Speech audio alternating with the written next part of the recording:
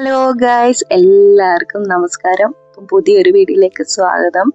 ഇന്ന് ഞാൻ വന്നിരിക്കുന്ന ഒരു ദിവാലി സ്പെഷ്യൽ സ്വീറ്റ് റെസിപ്പി ആയിട്ടാണ്. മറ്റൊന്നല്ല, മൈസൂർ പാക്കിന്റെ റെസിപ്പി.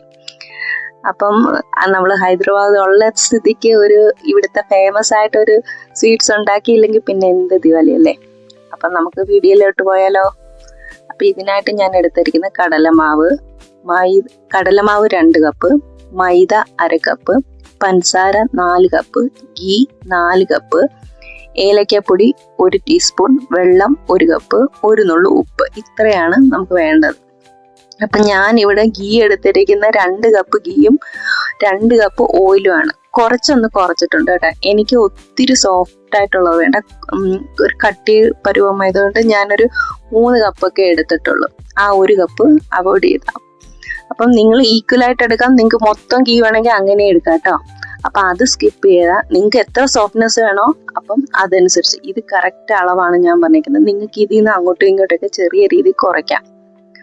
പിന്നെ വേണ്ടത്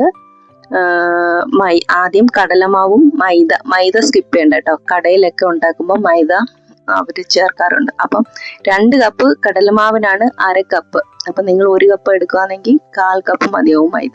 ഇത് രണ്ടും മിക്സ് ചെയ്ത് വെക്കുക. ഇനി നിങ്ങൾ ഏത് പാനിലാണോ ഉണ്ടാക്കുന്നത് ആ പാനിലോട്ട് വേണം ഷുഗർ ഇടാൻ. പഞ്ചസാര ഇട്ടിട്ട് ഏലക്കപ്പൊടിയും 1 നുള്ളു ഉപ്പും ഇട്ട് ഉരുക്കിയെടുക്കണം. ഉരുക്കിയെടുക്കുക എന്ന് വെച്ചാൽ ടാർ പരുവം. ടാർ എന്ന് പറയുന്നത് ഒട്ടുന്ന പരുവം. നൂല് പോലെ വരത്തില്ലേ, ആ ഒരു പരുവം. ആ ഒരു പരുവാകുമ്പം നമ്മൾ ഈ മൈദയും കടലമാവും കൂടെ മിക്സ് ചെയ്തില്ലേ, അത് കുറേച്ചായിട്ട് വേണം മിക്സ് ആക്കാൻ. കാരണം അത് പെട്ടെന്നൊന്നും മിക്സ് ആകത്തില്ല. അപ്പം കുറേച്ചായിട്ട് ഇളക്കി കട്ടകളില്ലാതെ ഇളക്കി വേണം ഉപയോഗിക്കാൻ. ഇത് ഉരുകി ഇതെല്ലാം മിക്സ്, നമ്മൾ ഈ കടലമാവെല്ലാം മിക്സ് ആയതിനു ശേഷം വേണം ഗീ നമ്മൾ ചേർക്കുന്നത്. അപ്പം ഗീ ചേർക്കുമ്പം ഗീ നല്ല ചൂടായിരിക്കണം. ചൂട് ഗീയാണ് ഇതിനകത്തോട്ട് നമ്മൾ ചേർക്കുന്നത്. അപ്പം ഗീ ഒറ്റയടിക്ക് മൊത്തം കൂടെ എടുത്ത് ഇടാൻ നോക്കണ്ട. അപ്പൊ കുറേശ്ശെ ഗീയാണ് ഇതിനകത്ത് ചേർക്കേണ്ടത്. ഗീ ചേർക്കുമ്പോൾ അത് മൊത്തം ആ കടലമാവ് മൊത്തം കുടിക്കും. അത് കഴിഞ്ഞിട്ട് അടുത്ത ട്രിപ്പ്, കാരണം മിക്സ് ആവാൻ കുറച്ച് സമയം എടുക്കും ഇത്. അപ്പൊ ക്ഷമയോടെ വേണം.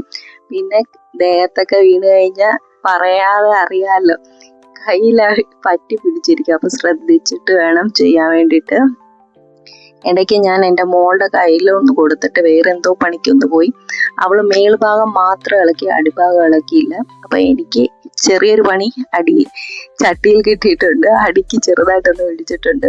അപ്പൊ ഇത് ഉണ്ടാക്കുമ്പം എല്ലാം എടുത്ത് വെക്കണം. എടുത്ത് വെച്ചിട്ട് മാത്രം, കാരണം കൈവിടാതെ ഇളക്കിക്കൊണ്ടേ ഇരിക്കണം കേട്ടോ. പിന്നെ ഇതിന്റെ ട്രേയും നമ്മൾ ബട്ടർ പേപ്പറോ ഗീയോ എന്തെങ്കിലും പുരട്ടി വെച്ചിട്ട് വേണം ഇത് സ്റ്റാർട്ടാക്കാൻ. കാരണം നമ്മൾ കൈ വിട്ട് കഴിഞ്ഞാൽ അടിക്ക് പിടിക്കും. പിന്നെ നമ്മൾ ഉണ്ടാക്കിയിട്ട് വെക്കാനും പാടില്ല, കാരണം ഇത് കട്ട പിടിക്കും, പെട്ടെന്ന് സെറ്റ് ആവും. അപ്പം എല്ലാം ചെയ്ത് വെച്ചിട്ട് വേണം ഉണ്ടാക്കാൻ വേണ്ടിയിട്ട്. ഇത് പക്ഷെ ഉണ്ടാക്കാൻ വളരെ ഈസി ആട്ടോ. വലിയ ഇൻഗ്രീഡിയൻസ് ഒന്നും ഇല്ലെങ്കിലും പക്ഷെ നമ്മൾ ഇത് ഇങ്ങനെ നമ്മൾ ഇളക്കിക്കൊണ്ട് ഗീ ചേർക്കും തോറും ഇത് ഇങ്ങനെ കട്ടിയായി കുറുകി വരും. ആ ഒരു സ്റ്റേജ് കുറച്ച് ക്ഷമ വേണം, ഇളക്കി കൊടുക്കാം. പിന്നെ ഞാൻ എടുത്തിരിക്കുന്ന ചെറിയ ഒരു പാത്രം കൂടായിരുന്നു. അപ്പൊ എനിക്ക് ഇളക്കാൻ കുറച്ച് പാട്. നമ്മൾ എടുക്കുമ്പോൾ കുറച്ച് വലിയ പാത്രവും നോൺ സ്റ്റിക്ക് പാത്രം എടുക്കുകയാണെങ്കിൽ ഏറ്റവും ബെസ്റ്റ് ആയിരിക്കും. ഒട്ടും അടിക്കൊന്നും പിടിക്കത്തില്ല.